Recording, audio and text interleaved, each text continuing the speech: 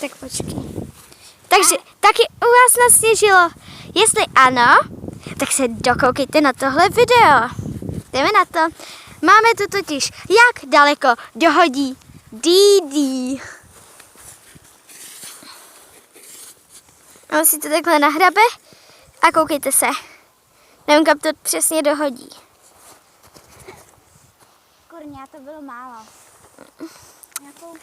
Nějakou musím najít nějakou lepší kouli. Jinak, jestli jste si všimli, tak tohle video je takový, jakoby, že mluvím, až jsem přidala zvuk.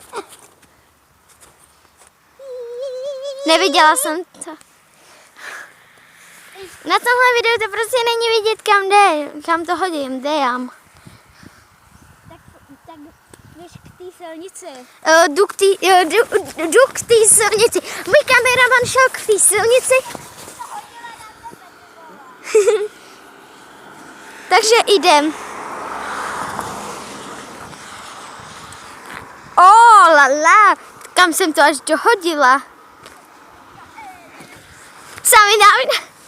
Tak ještě jdu házet, protože mě to baví.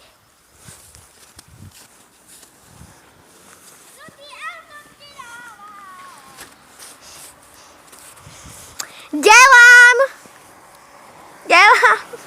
To je hrozný. Co? Hele.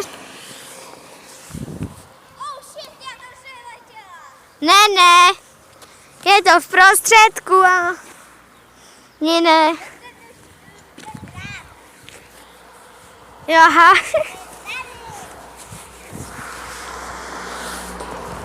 Takže tohle video mělo být jako takový menší sketch a navíc vtipný video. Zároveň. A to světlo mě tady štve.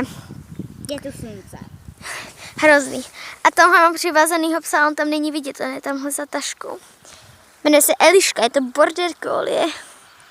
Denis, to zase si nevymýšlej, jo. Ne, zadržujte stíny.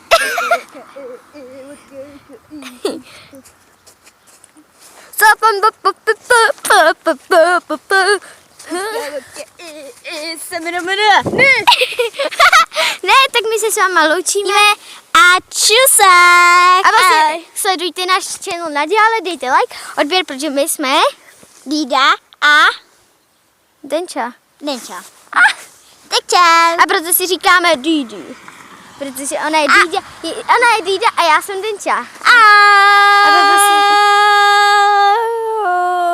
sice tenhle channel se jmenuje Dida, ale já jsem Denča. A proto jsem říkala na začátku, že jsme Didi. Dej to sem! Já jsem kameramanka. Jo, dobrý, můžeš si to vypnout.